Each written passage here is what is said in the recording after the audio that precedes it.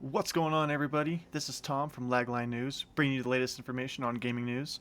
Today, we're going to be talking about Borderlands 4 and the new trailers that launched, as well as the PC requirements that Gearbox stated that Borderlands 4 will be requiring, which seems to be quite astronomical compared to previous titles, as well as other games that seem to be launching.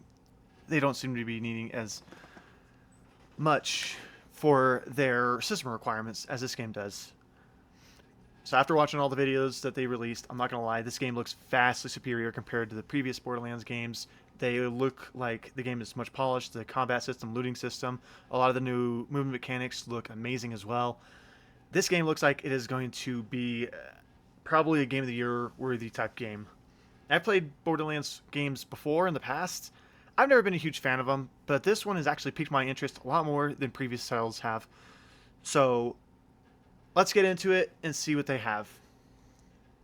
Recently, Gearbox has revealed a new trailer for Borderlands 4, and while it's only brief, within 3 minutes, it actually starts showing you a lot more of the gameplay as well as a lot of the villains and the main baddie of the game, the Timekeeper, his minions, and of course, Claptrap. I don't honestly think you can actually make a Borderlands game nowadays without having Claptrap, to be honest. He's kind of just their main mascot.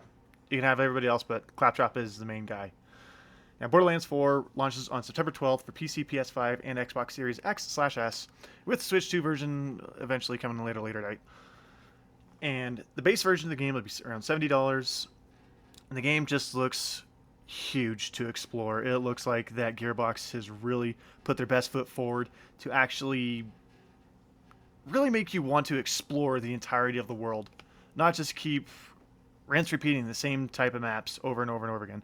Which they've also actually ended up doing is they have removed the map on the top right corner of the screen and they added a radar, kind of like in Halo when you're playing. You don't have a map, you have a radar that actually tells you where all the villains are or the bad guys. And I actually think that's really cool about Borderlands doing that. I actually respect that, and I'm actually kind of happy they did that because having the map there was. I didn't really care for it. I'm not gonna lie, I didn't really like it very much. I prefer much having a radar. Another change that Gearbox ended up making to Borderlands 4, which I think was actually kind of a huge move on their part, is they're starting to veer more away from the comedic type of humor inside the game. It's going to be taking more of a serious tone than in the past, how everybody would be just throwing jokes out there. Everybody would be the butt end of every joke. It looks like they're starting to branch away from that a little bit and trying to be more towards the serious tone, in-depth storytelling, rather than just throw out a few fart jokes here and there. So we'll have to see how the story turns out from there. I think it's going to be all right. I know a lot of people, they come to play this game because of the humor. A lot of the characters from the past titles have been absolutely hilarious. I mean, I'm not going to say that they're going to be completely going away from it, but at the same time, I think it's very bold of them to do so.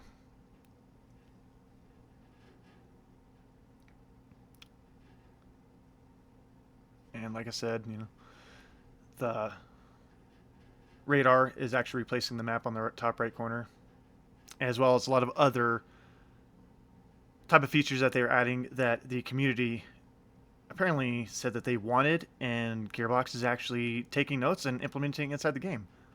I think that's pretty freaking awesome that they did something like that. Now, something that I actually found relatively interesting within this article is that they have stated, as in previous titles, I'm sure they've done this, Borderlands 4 post-launch plans include new Vault Hunters, and they will not be free. But with every new Vault Hunter that they release, or a new pack, they release brand new stories, missions, map areas, and a lot of other little intricate details that are implemented for each little pack that you buy. Even though that the deluxe edition, the super deluxe edition, I'm sorry, will cost around $130 compared to the base version, which is $70. And I'm not gonna lie, I don't like those prices in the slightest. But for what it sounds like you get for your bang for your buck with $130, if you're a huge fan of this game, I think it could be worth it. Depending on what it all comes with, I don't think that they've actually released any information on what will have compared to the base version or any of the other versions. Now, with all the DLCs inside Borderlands 4, you already know that they're going to be trying to make a profit out of it, but I can't help but wonder if they're going to take anything that they did in Borderlands 3 with their DLCs, how a lot of it happened to be free. I wonder if that they might implement a few free DLCs for people who aren't really willing to spend the type of money to just download for extra gameplay, to just keep people wanting to play more, and that might draw more people to actually buy the DLCs that cost money. And the one thing I actually really enjoy about this game too is that, well, not that I enjoy it, but I enjoy the idea that they've done this, is they've actually re-implemented split screen as well. So you could be sitting with your buddy on the couch and you get split screen co-op mode to play again.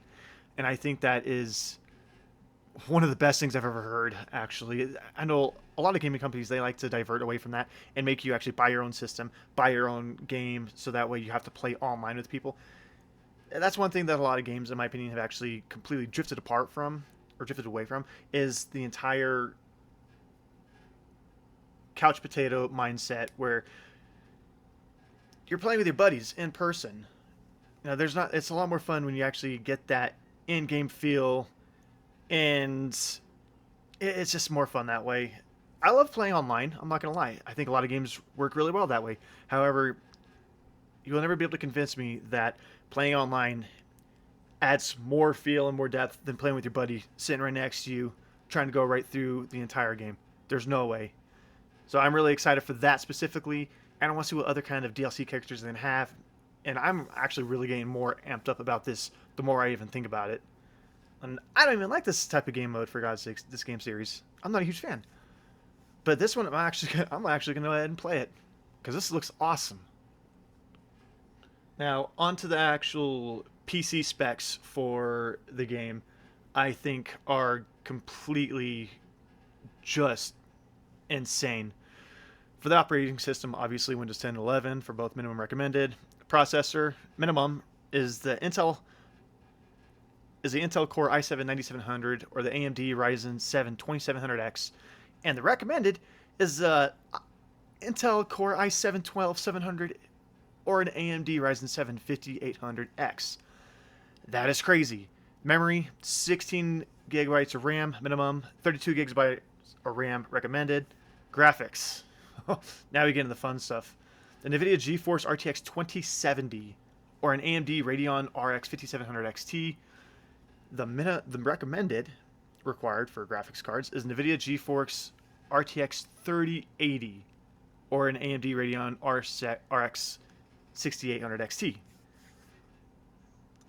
Those are going to be intense, especially when you're playing co-op with all these new spells and abilities and the weapons that they're going to be having going off. This game is going to be absolutely nuts. And then you got the additional notes, you know, it requires a 64-bit processor as well as operating system, requires 8 CPU cores for processor, requires 8 gigabytes of VRAM for graphics, SSD storage required. And the recommended is same thing, 64-bit processing, requires 8 plus CPU cores for processor, requires 12 plus gigabytes of VRAM for graphics, and then the SSD storage required. The game is going to be roughly about 100 gigabytes. And that is relatively crazy. So we'll see how the game actually operates under all this. I think there's high hopes for this, and we'll have to wait and see. But anyways, I don't know, you guys tell me what you think. Put in the comments section, and if you liked what you see, go ahead and subscribe. This is Tom with Lagline News. Have a good day.